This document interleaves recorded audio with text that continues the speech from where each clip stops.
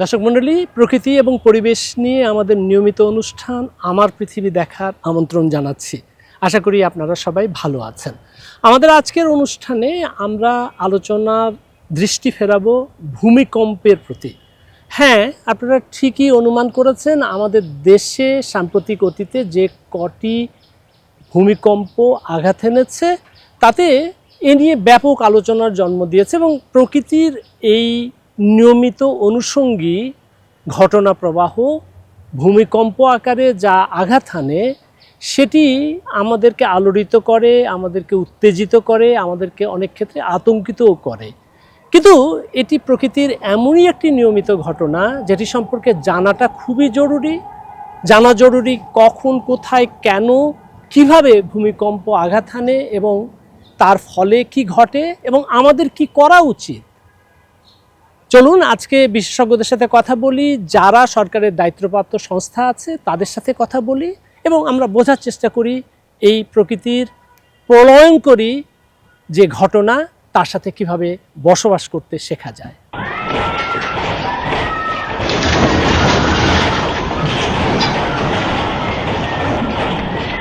ভূমিকম্প এবং সুনামি প্রকৃতিতে সংঘটিত নিয়মিত ঘটনা। প্রতি বছর পৃথিবীতে ছোট বড় হাজার হাজার ভূমিকম্প সংঘটিত হয়।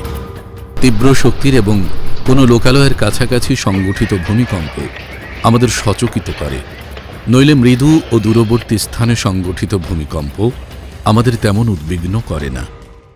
পৃথিবীর গঠন, বৈশিষ্ট্য এবং এর নিয়ত পরিবর্তনশীল অভ্যন্তরীণ ভৌত রাসায়নিক প্রক্রিয়ার কারণে ভূমিকম্পের মতো প্রাকৃতিক ঘটনা আমাদের পৃথিবীকে আলোড়িত করে। সমুদ্রের তলদেশে প্রবল ভূমিকম্প সংঘটিত হলে তার প্রভাব সমুদ্র তীরবর্তী লোকালয়ে তীব্র ধ্বংসাত্মক সামুদ্রিক জলোচ্ছ্বাস হয়ে আঘাত হানে, যে বিপর্যয়কে বলে সুনামি। দর্শক মণ্ডলী, আমরা এখন কথা বলছি জাহাঙ্গীরনগর বিশ্ববিদ্যালয়ের ভূতাত্ত্বিক বিজ্ঞান বিভাগের অধ্যাপক ডক্টর সাখাওয়াত হোসেনের সাথে। আমাদেরকে একটু ব্যাখ্যা করবেন যে ভূমিকম্পটা হয়ই বা কেন, আর আমাদের মতো দেশে কোথায়, কখন, কী ধরনের ভূমিকম্প আঘাত হানতে পারে সেটা আমরা কতটুকু অনুমান করতে পারি। এই পৃথিবীর ভূমির কোনো একটা অংশ যখন আরেকটা অংশকে হঠাৎ করে একটা আরেকটাতে স্লাইড পাস করে, তখন তার ভিতরে যে সঞ্চিত শক্তি সেটা হঠাৎ করে সেখান থেকে রিলিজ হয়। কিভাবে? সেটা কম্পন আকারে। এই যে কম্পনটা রিলিজ হইলো, সেই কম্পনটাকে আমরা ভূমিকম্প হিসেবে ধরতে পারি। ভূমিকম্পের 5টা মূল উৎপত্তি স্থল আছে। একটা হচ্ছে ফল্ট লাইন বরাবর, যেটা টেকটনিক প্লেটের সাথে জড়িত। আরেকটা হচ্ছে আগ্নেয়গিরির যখন অগ্নুৎপাত হয় তখনও কিন্তু ভূমিকম্প হয়। আবার কোনো এলাকায় যদি আন্ডারগ্রাউন্ডে নিউক্লিয়ার এক্সপ্লোশন বা পারমাণবিক বোমা পরীক্ষা করা হয় তখনও কিন্তু তার কারণে ভূমিকম্প হতে পারে। কোনো বড় ধরনের ভূমিধস হলে সেখান থেকেও ভূমিকম্প হতে পারে।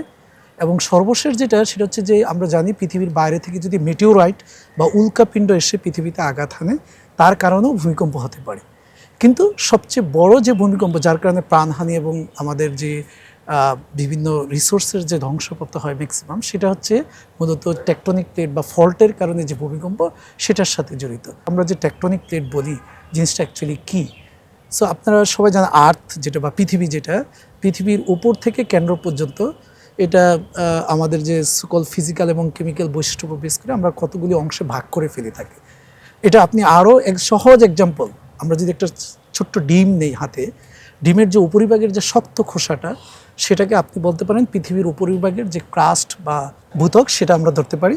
তার নিচে সাদা একটা অংশ থাকে, সেটাকে আমরা বলি ম্যান্টল বা তার পরবর্তী অংশ, এবং সেন্টারে যে রেড বা ইউলিশ রেড যে কালারটা থাকে, কুসুম, সেইটাকে আমরা বলতে পারি যে পৃথিবীর একেবারে কেন্দ্র বা কোর। এখন এই যে উপরের যে শক্ত অংশটা, যেটাকে আমরা ডিমের খোসা বলি, সেই অংশটা ডিমের ভিতরের যে একটা লেয়ারগুলি আছে, সফট লেয়ার কম্পারেটিভলি, ঠিক পৃথিবীর কেন্দ্রেও তাই আছে। সেখানে এক ধরনের কনভেকশন কারেন্ট তৈরি হয়। আপনি পানিকে যেমন বয়েল করলে বা পানিকে ফুটাইলে ফুটন্ত পানি যেমন বিভিন্ন দিকে মুভ করা শুরু করে, ঠিক একইভাবে আর্থের কেন্দ্র অনেক বেশি টেম্পারেচার, 6000 ডিগ্রি সেলসিয়াসের উপরে টেম্পারেচার আছে সেখানে। তার কারণে ওই ভিতরের যে নরম বডিটা সেটা মুভ করতেছে এবং তার উপরি অংশে যে শক্ত ভূত্বকটা আছে সেটা ফেটে যায় বিভিন্ন অংশে। এই যে বড় বড় কিছু অংশে ফেটে যাওয়া পৃথিবীর উপরিভাগের যে শক্ত, সেটার এক একটা অংশকে আমরা বলি প্লেট, যেটা টেকটনিক প্লেট। এবং এই প্লেটগুলি কন্টিনিউয়াসলি মুভ করতেছে, সর্বদাই তারা বিভিন্ন দিকে তারা মুভ করে, সেই মুভমেন্টটাকেও বিভিন্ন ভাগে ভাগ করে, কিন্তু একটা ভাগ হচ্ছে আমরা বলি সাবডাকশন বা একটা আরেকটার কাছাকাছি আসা, সংঘর্ষ হয়। তো সেই সাংঘর্ষিক অংশগুলিতে তৈরি হয় আপনার বিভিন্ন ধরনের পাহাড়। যেমন আমাদের দেশের উত্তর দিকে আছে হিমালয়ান মাউন্টেন, আবার পূর্ব দিকে আছে ইন্দো বার্মান রেঞ্জ, এইটাও সেই টেকটনিক প্লেটের সাংঘর্ষিকরণে হয়। এখন সে শুধু পাহাড় তৈরি হবে না, পাহাড়গুলি যখন তৈরি হয় তারা এককভাবে এই প্লেটগুলির যে মুভমেন্টের কারণে যে শক্তি পুঞ্জীভূত হচ্ছে তারা নিতে পারে না, তখন এই বাউন্ডারি বরাবর কিছু বড় ধরনের ফল তৈরি হয়, যেগুলিকে আমরা অ্যাক্টিভ ফল বলি।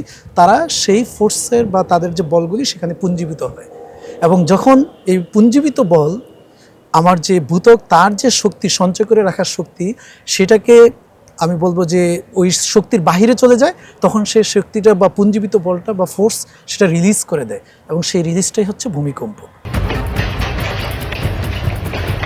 তীব্র আলোড়নের ভূমিকম্পের কারণে প্রকৃতির পরিবেশে ব্যাপক পরিবর্তন ঘটে। ভূকম্পনের আকস্মিক প্রবল অভিঘাতে আমাদের পরিবেশ ধ্বংসস্তূপে পরিণত হয়, বিপুল সংখ্যক মানুষের প্রাণহানি ঘটে। বড় শক্তির ভূমিকম্প প্রবহমান নদীর গতিপথ বদলে দেয়, নদী বা জলাধারে দেয়া বাঁধ ভেঙে প্লাবন ঘটায়, ভূমিধস ঘটায়, ভূত্বকে ফাটল ধরায়। ভূমিকম্প প্রবণ এলাকায় জনবসতি স্থাপনা তৈরি করলে ভূমিকম্পের আঘাত মোকাবেলার জন্য বিশেষ প্রস্তুতি নিতে হয়। কোনো স্থাপনা ভূমিকম্পের উৎসস্থলের যত কাছাকাছি থাকে, ভূমিকম্পের আঘাত তাকে তত বেশি তীব্রভাবে আলোড়িত করে। একটি শান্ত পুকুরে ঢিল ছোড়া হলে সারা পুকুরের পানিতে আলোড়ন বা ঢেউ যেভাবে ছড়িয়ে যায়, ব্যাপারটা সেরকম। প্রবল ভূমিকম্পের প্রভাবে ভূপৃষ্ঠের উপর দুর্বলভাবে গড়ে তোলা স্থাপনা অনিয়ন্ত্রিতভাবে ভেঙে পড়ে, যোগাযোগ অবকাঠামো ধ্বংস হয়, তেল, গ্যাস, পানির পাইপলাইন, ক্ষতিকর রাসায়নিক স্টোরেজ ভেঙে পড়ে, ব্যাপক অগ্নিকাণ্ড ছড়িয়ে পড়ে। প্রাকৃতিক পরিবেশে প্রায় নিয়ন্ত্রণহীন পরিবর্তন অবধারিত হয়। ভূমিকম্পে ক্ষয়ক্ষতি থেকে উদ্ধার কাজ কেবল ব্যয়বহুল নয়, অপরিকল্পিতভাবে গড়ে ওঠা ঘনবসতির দেশে প্রায় বিপর্যয়কর ও ভীষণ কঠিন। দর্শক মণ্ডলী, আমরা এসেছি বাংলাদেশ আবহাওয়া অধিদপ্তরে। আমরা এখন কথা বলবো আবহাওয়া অধিদপ্তরের পরিচালক জনাব মমিন ইসলামের সাথে। বাংলাদেশ একটি ভূমিকম্প প্রবণ দেশ হিসেবে এখানে ভূমিকম্প পর্যবেক্ষণ, ভূমিকম্পর সাথে সুনামির যে বিপদ, সেগুলোকে পর্যবেক্ষণ করা এবং তা সম্পর্কে আমাদের যে প্রস্তুতি সেটিকে এগিয়ে নেওয়ার ক্ষেত্রে আমরা কোন পর্যায়ে রয়েছে। বাংলাদেশ আবহাওয়া অধিদপ্তরের বর্তমানে 13টা ভূমিকম্প পর্যবেক্ষণ কেন্দ্র রয়েছে। এই 13টা পর্যবেক্ষণ কেন্দ্র থেকে আমরা ভূমিকম্প প্রতিনিয়ত মনিটর করে থাকি। যদি লেস দেন 3 ম্যাগনিটিউড আর্থকুয়েক হয়, তখন সেটাকে আমাদের যে পেরিপেরি এই ডিস্টেন্সে অনেক সময় এটা কভার করে না, কিন্তু যখন 3 ম্যাগনিটিউডের উপরে হয় বুঝতে পারি যে কোথায় সংঘটিত হয়েছে এবং কত মাত্রা আর্থকুয়েক হয়েছে। আমরা গত 100 বছরে যদি দেখি, আমাদের এই পেরিপেরিতে তেমন আর্থকুয়েক নেই, কিন্তু আমরা হিস্ট্রিক্যালি যদি আমরা দেখি যে অনেক আর্থকুয়েক আছে। আমরা নেক্সট 3 ইয়ার্সের মধ্যে একটা হোল ওভার দ্য কান্ট্রি একটা গুড নেটওয়ার্ক, অর্থাৎ মাইক্রো থেকে একেবারে সিভিয়ার আর্থকুয়েক পর্যন্ত যত ধরনের আর্থকুয়েক সংঘটিত হবে সেই ইনফরমেশনগুলো যেন আমরা প্রপারলি পাই, এই হিসাবে আমরা কাজ করে যাচ্ছি। ভূমিকম্পে তো পূর্বাভাস হয় না, ভূমিকম্প যখন সংঘটিত হয় তখন 2 ধরনের ওয়েভ প্রপাগেশন হয়। একটা প্রাইমারি ওয়েভ, যেটাকে আমরা বলি ফার্স্ট আপনাকে একটা ধাক্কা দিল মনে হবে, আর সেকেন্ডারি ওয়েভটা within 5 second, 10 second, 15 second later secondary wave যেটা আসে, সেটা ডিস্ট্রাকটিভ ওয়েভ, সেটা আপনাকে মানে ড্যামেজ করে, ক্ষতিগ্রস্ত করে, বিল্ডিং ড্যামেজ নয়।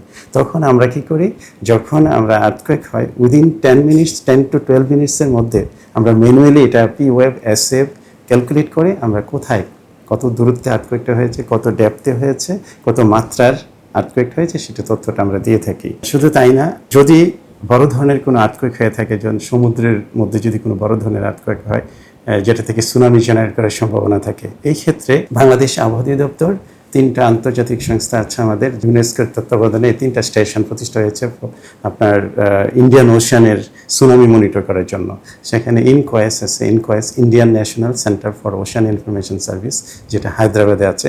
সেটা থেকে আমরা উইদিন 3 মিনিটসের মধ্যে ইনফরমেশন আমরা পেয়ে যাই। সিমিলারলি আরেকটা Indonesian tsunami early warning centre, তাদের সাথেও আমরা উইদিন 3 মিনিটসের একই মেসেজই হয়। 3টা অ্যাকচুয়ালি ইউনেস্কোর মাধ্যমে তৈরি 3টা স্টেশন, ওই তথ্যগুলো আমরা পেয়ে যাই। তারপর অস্ট্রেলিয়ান সুনামি ওয়ার্নিং সেন্টার আছে, ওখান থেকে আমরা তথ্যটা পাই।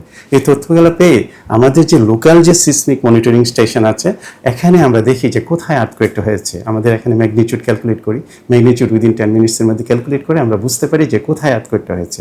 তখন আমরা যদি মনে হয় যে না আমাদের কোস্টের জন্য ভালনারেবল, আমরা সুনামি ওয়ার্নিং প্রদান করা প্রয়োজন, তখন আমরা সুনামি ওয়ার্নিং ইস্যু করে থাকি।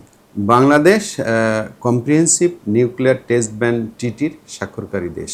একটি অর্গানাইজেশন সিটিবিটিও এই স্বাক্ষরকারী দেশের মধ্যে 321টি মনিটরিং স্টেশন স্থাপনের মাধ্যমে পুরো পৃথিবীতে সংঘটিত সমস্ত পারমাণবিক বিস্ফোরণ অথবা প্রাকৃতিকভাবে সৃষ্ট ভূমিকম্পের মনিটরিংয়ের কার্যক্রম চলমান রেখেছে। বাংলাদেশ স্বাক্ষরকারী দেশ হিসাবে সিটিবিটিও বাংলাদেশকেও একটি তাদের অর্থায়নে এবং কারিগরি সহায়তায় সীতাকুণ্ডের বারিয়াঢালায় একটি সিসমিক স্টেশন স্থাপন হয়েছে। বাংলাদেশে একটি ন্যাশনাল ডাটা সেন্টারও রয়েছে। ইন্টারন্যাশনাল মনিটরিং সিস্টেম, যেটা সিটিবিটি কর্তৃক পরিচালিত, তার অধীনে যে 321টি স্টেশন রয়েছে, 321টি স্টেশনের মধ্যে 120টি স্টেশন সিসমিক স্টেশন, এবং সেই সিসমিক ডাটা বাংলাদেশ এর আশেপাশে সংঘটিত অথবা পৃথিবীর যে কোনো প্রান্তে সংঘটিত ভূকম্পনজনিত ডাটা রিয়েল টাইমে পাচ্ছে।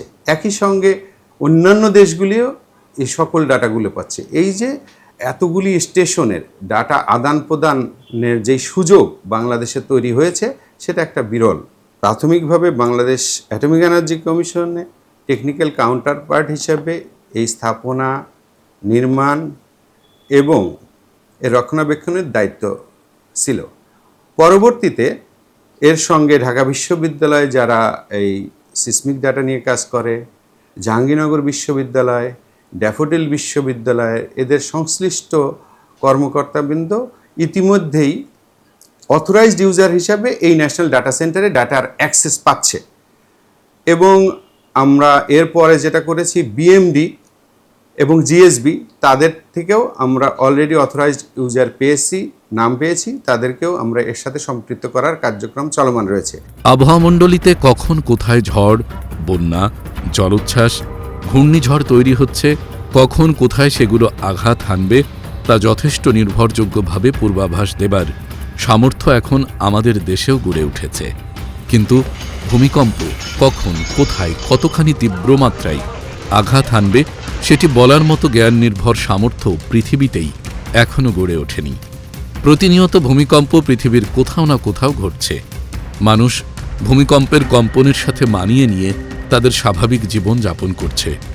ভূমিকম্প সম্পর্কে মানুষের জানা, বোঝা এবং সচেতন আচরণ সেক্ষেত্রে ভালোভাবে সহায়তা করছে। ভূমিকম্প আমাদের যে কোনো সময় আলোড়িত করতে পারে। আমাদের দেশে এবং বিশ্ব জুড়ে ভূমিকম্প পরিবীক্ষণ করার যে সকল ব্যবস্থাপনা রয়েছে, তাদের সহায়তায় ভূমিকম্প কোথায়, কত তীব্রতায়, কখন সংগঠিত হয়েছে তা জানা যায়। সে সকল তথ্য জানা থাকলে মানুষের প্রস্তুতি ও সতর্ক হবার সুযোগ রয়েছে। একইভাবে ভূমিকম্প গবেষকগণ বুঝতে পারেন কোন কারণে নির্দিষ্ট ভূমিকম্প সৃষ্টি হল, ভূত্বকের কোন ফাটলগুলো সক্রিয় হয়ে উঠেছে। এভাবে মানুষকে প্রয়োজনীয় প্রতিরোধমূলক প্রস্তুতি নেওয়া দরকার। 2026 সালের 27 ফেব্রুয়ারি সাতক্ষীরায় 5.4 মাত্রার ভূমিকম্প, বা 2025 সালের 21 নভেম্বর নরসিংদীর মাধবদীতে 5.7 যে ভূমিকম্প আলোড়িত করল, তা নিয়ে মানুষের মধ্যে ব্যাপক কৌতূহল এবং শঙ্কা তৈরি হয়েছে। আমরা আরও আতঙ্কে আছি যে আবার কখনো 7 মাত্রা বা 8 মাত্রা ভূমিকম্প হবে। এছাড়া 1997 সালের 21 নভেম্বর চট্টগ্রামে, 1999 সালে মহেশখালীতে, 2021 সালে 26 নভেম্বর চট্টগ্রাম মিয়ানমার সীমান্তের রিক্টার স্কেলে যথাক্রমে 6.0, 5.2 এবং 6.2 মাত্রার ভূমিকম্প আঘাত হেনেছে। অতীতে এদেশের অভ্যন্তরে এবং এর সীমানা সংলগ্ন এলাকায় অনেকগুলো তীব্র মাত্রার ব্যাপক প্রাণ ও সম্পদ ধ্বংসকারী ভূমিকম্প আঘাত হেনেছে। ভূমিকম্পের আলোড়ন সে কারণে আমাদের দেশে নিয়মিত ঘটনা হিসেবেই চিহ্নিত।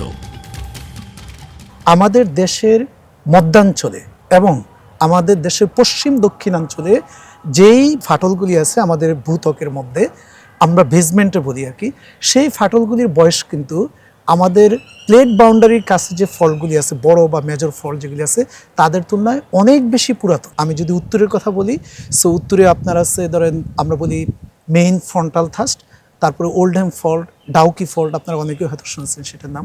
ঠিক পূর্ব দিকেও এরকম মেজর কিছু ফল্ট আছে, বলে সাগাইং ফল্ট একেবারেই পূর্বে, দেন কালাদান আমাদের দেশের একেবারে বাউন্ডারিতে, তারপরে আছে আমাদের ফ্রন্টাল থার্স্ট বা চিটাং কোস্টাল ফল্ট। তো সেগুলি প্লেট বাউন্ডারি বা তার কাছাকাছি, এবং ওই জায়গাগুলি রিয়েলি ভূমিকম্প প্রবণ। আমরা এটাকে বলি ইন্টারপ্লেট আর্থকোয়েক। এই বছরই ফেব্রুয়ারি মাসে যে আমাদের সাতক্ষীরাতে যে ভূমিকম্প হলো, এটি হচ্ছে ঠিক প্লেট বাউন্ডারি না, তার থেকে একটু ভিতরের দিকে। ওই সব জায়গাতে আজ থেকে কয়েকশো মিলিয়ন ইয়ার্স আগে কিছু কিছু ফাটল তৈরি হয়েছিল। সেই ফাটলগুলিকে আমরা উইদিন দ্য প্লেটের মধ্যে ছোট ছোট ফাটল, সেই ফাটলগুলি এখন যখন সে প্রেশার পাচ্ছে পূর্ব দিক থেকে উত্তর দিক থেকে, প্রেশারের কারণে সেই ফাটলগুলি রিঅ্যাক্টিভেট হচ্ছে, অর্থাৎ তারা নতুন করে আবার মুভমেন্ট শুরু হচ্ছে তাদের মধ্যে। এবং সেই মুভমেন্টের কারণে আপনি নরসিংদীতে, সাতক্ষীরাতে এই ধরনের ভূমিকম্পগুলি দেখতে পাচ্ছেন। এটি আরও অন্য কয়েক জায়গায় হবে, কিন্তু একটা জিনিস আপনি একটু খেয়াল করবেন, আমাদের দেশে আর কি, আমাদের দেশের প্লেট বাউন্ডারিতে যে ফল্টগুলি এবং তার কারণে যে ভূমিকম্প হবে, আর এই যে নরসিংদী প্লাস সাতক্ষীরা বা আরেকটু নর্থের দিকে আমরা যদি বলি রংপুর বা দিনাজপুর এই অঞ্চলে, ওই দিককার ভূমিকম্পটা একটু কম্পারেটিভলি কম হবে, কারণ এই ফল্টগুলির যে ডাইমেনশন বা তাদের যে লম্বা, সেটা অনেক কম ওই প্লেট বাউন্ডারি বরাবর যে ফল্টগুলি আছে তার তুলনায়। ভূমিকম্প মনিটর করবার তথ্য নিয়ে গবেষণার মাধ্যমে কোথায় কী ধরনের অবকাঠামো নির্মাণ করা উচিত, কেন কোন ভবন বা স্থাপনা ভূমিকম্পের আঘাতে ভেঙে পড়ার জন্য ঝুঁকিপূর্ণ তা বোঝা যায়।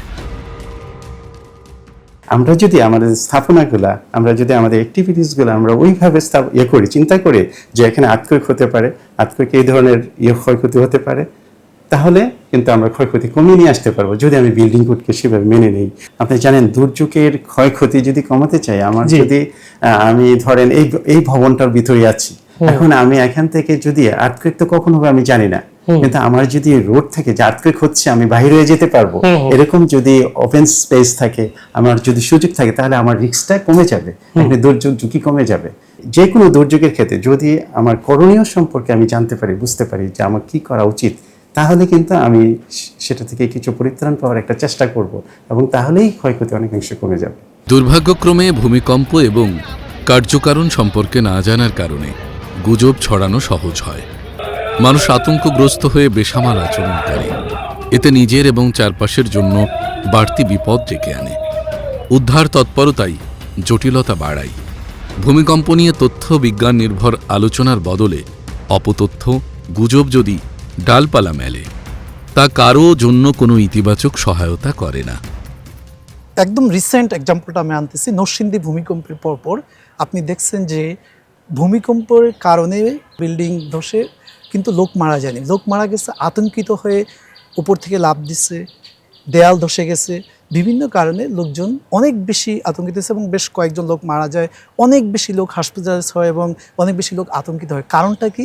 যে আমরা জানি না একটা ভূমিকম্প হইলে আমাদের কি করণীয়। আমরা যদি জানতাম যে ভূমিকম্প হলে আমাদেরকে কি করতে হবে, এবং আমাদেরকে যদি স্কুল কলেজ বা আমাদের পাঠ্য বইতে সেই ধরনের ড্রিলিং বা রেগুলার ট্রেনিং সেটা থাকতো, আমাদের যদি ন্যাশনাল যে ইলেকট্রনিক বা প্রিন্ট মিডিয়া, সেখানে আমাদেরকে যদি প্রপার ওয়েতে বিভিন্ন বুলেটিন, অর্থাৎ একটা নির্দিষ্ট সময় পর পর বুলেটিন দিয়ে লোকজনকে সচেতন করতে, আপনার এটা করবেন, আপনার আতঙ্কিত হওয়ার কিছু নেই, তাহলে বোধহয় আমাদের এত আতঙ্কিত হতো না তো এই সময় একটা এই ছোট্ট ভূমিকম্পের কারণে যেটা আমরা ফেস করলাম। সো এইটাকে নিয়েই যদি আমরা একটা এক্সাম্পল আনি, এই দেশে ভূমিকম্প হবে, এটা নিয়ে আমাদেরকে বসবাস করতে হবে, এটা নিয়েই আমাকে থাকতে হবে।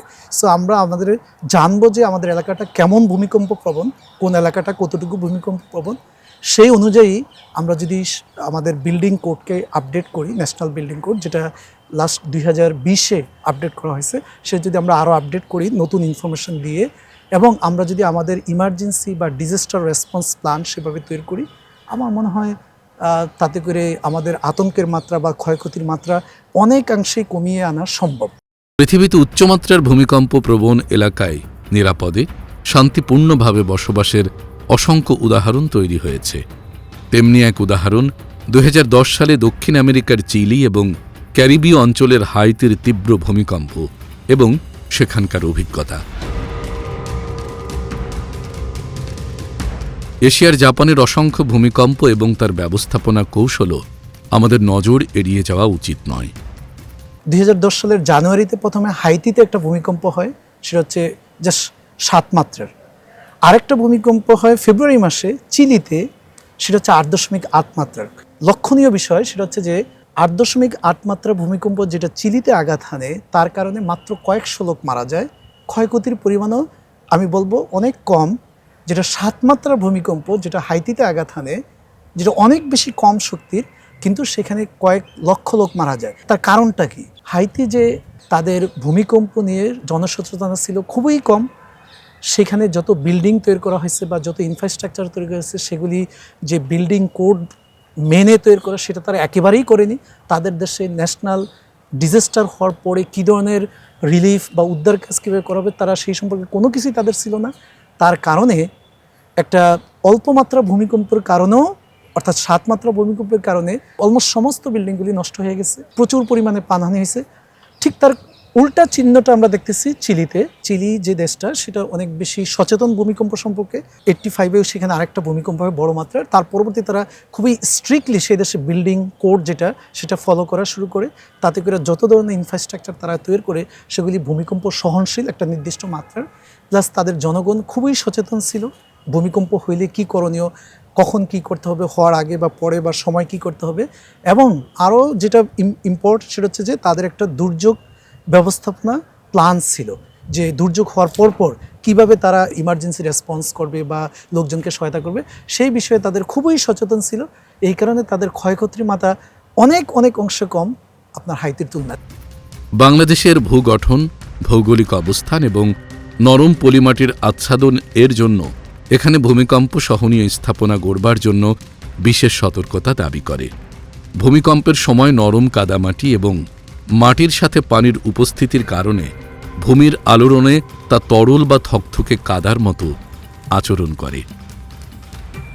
এরকম ভূমি গঠনের উপর অবৈজ্ঞানিকভাবে নির্মিত ইমারত, ভারী স্থাপনা ভূমিকম্পের ঝাঁকুনিতে সহজেই ধসে পড়ে। সে কারণে অপরিকল্পিত নগরায়ন বাড়তি ঝুঁকি তৈরি করেছে। সামান্য কিছু অর্থ সাশ্রয়ের জন্য অবৈজ্ঞানিক নির্মাণ কাঠামো কেবল অনিরাপদ নয়, অর্থনৈতিক অপচয় ও ভঙ্গুর। এক্ষেত্রে নিয়ন্ত্রক সংস্থাগুলোর যেমন দায়িত্ব রয়েছে, ব্যবহারকারী সাধারণ মানুষের সচেতনতাও গুরুত্বপূর্ণ। অবকাঠামো নির্মাণ কাজ, নগর উন্নয়ন, বসবাসের এবং কাজের জায়গা, শিক্ষা প্রতিষ্ঠান সবার জন্য নিরাপদ রাখতে জাতীয় বিল্ডিং কোড অনুসরণ সবার জন্য অবশ্য পালনীয়। সে সাথে শৈশবকাল থেকে প্রতিটি শিশুকে ভূমিকম্প হলে কী করা উচিত তা শেখা এবং চর্চা করার অভ্যাস হতে পারে জীবনের অত্যন্ত গুরুত্বপূর্ণ শিক্ষা।